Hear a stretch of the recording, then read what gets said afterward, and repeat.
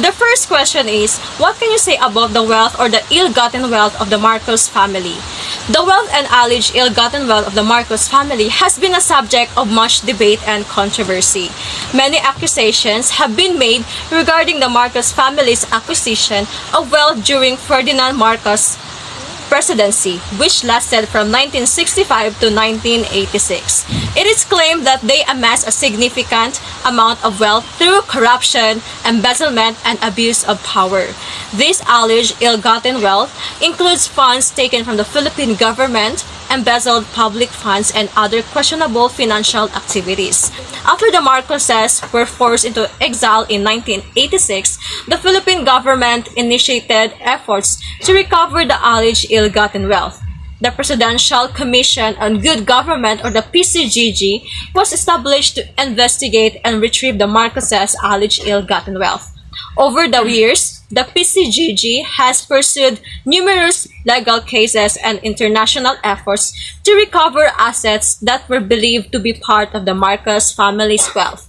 Some of these assets have been successfully recovered, while others remain the subject of ongoing legal battles. Estimates of their alleged ill-gotten wealth vary, with most sources accepting a figure of about $1 billion for wealth acquired in the last years of the Marcos administration. Thank you. For the second question, what is Imelda's perception of beauty and the Filipino people? How do you perceive this? So let us delve firstly on Imelda's perception about the word beauty. So as a former beauty queen, Imelda Marcos perceived beauty as a reflection of the greatness of the Philippines as a nation. She visualizes beauty as an expression of power. In addition, through promoting Filipino beauty, she aims to uplift the country's image and reputation in a global state. So what is exactly Imelda Marcos' perception about the Filipino people, and how do I perceive this? So Imelda's perception about the Filipino people revolves around the idea of looking for a star in the dark of the night, which means that she has to be beautiful so that the Filipino people will only look to beautiful things and be optimistic through different angles. And I perceive this as having a very vague connection. And maybe it's the reason why numerous individuals tend to criticize her for her extravagance, and using emphasis on beauty and aesthetics as the destruction of numerous political and social problems faced by multiple Filipino people during the rule of her husband. Based on the documentary of Kingmaker, it seems that the Filipino people are sometimes depicted as being easy to manipulate due to a combination of factors such as cultural values, socio-political situations, and history of colonization by foreign powers. The majority of the Filipino people appeared to be influenced by the propaganda and tactics employed by the Marcos regime, leading to a situation where many believed the false truth constructed by Marcos and his allies.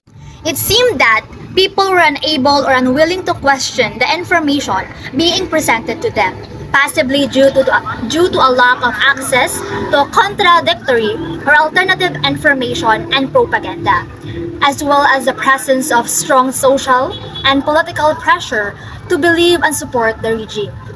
It is also suggested that there is a tendency towards trusting in authority, leading to a situation where people are sometimes more likely to follow or believe what they are told rather than question or challenge it. Question number 4. Imelda said, perception is real and the truth is not. What do you think is the implication of this? Imelda Marcos' assertion is, perception is real and the truth is not, implies a philosophical perspective that emphasizes the subjective nature of perception. It implies that each person's way of perceiving things are real and valid, but it may not necessarily align with an objective or absolute truth. It also emphasizes the importance of diverse perspective and acknowledging that truth can be elusive or subjective in certain contexts. In simple terms, she suggests that reality can be influenced by personal experience, beliefs, and perspectives. highlighting the complex relationship between perception and objective truth. So I will provide an additional information to what Giselle have said. So to further understand on what is perception, I will provide a specific example. So in a group of friends witnessing a performance, one might perceive it as a masterpiece, while another sees it as a mediocre. So in this case, their individual perceptions are real to them, but there may not be a single objective truth about the quality of the performance. The truth becomes a composite of varied and subjective viewpoints. And now for the last question, which is the number 5. Is the documentary a reclamation project for a controversial political figure? The Kingmaker is a documentary film directed by Lauren Greenfield that explores the political career of Imelda Marcos, the former First Lady of the Philippines. The film does not necessarily position itself as a reclamation project, but it has been criticized for potentially offering a platform for Imelda Marcos to present her version of events and shape her legacy. Some critics argue that the documentary might not be enough in its portrayal of controversial political figure and her role during martial law era. While documentaries aim to present various perspectives, viewers should approach them with a critical mindset and consider different sources of information to form a comprehensive understanding of the subject matter.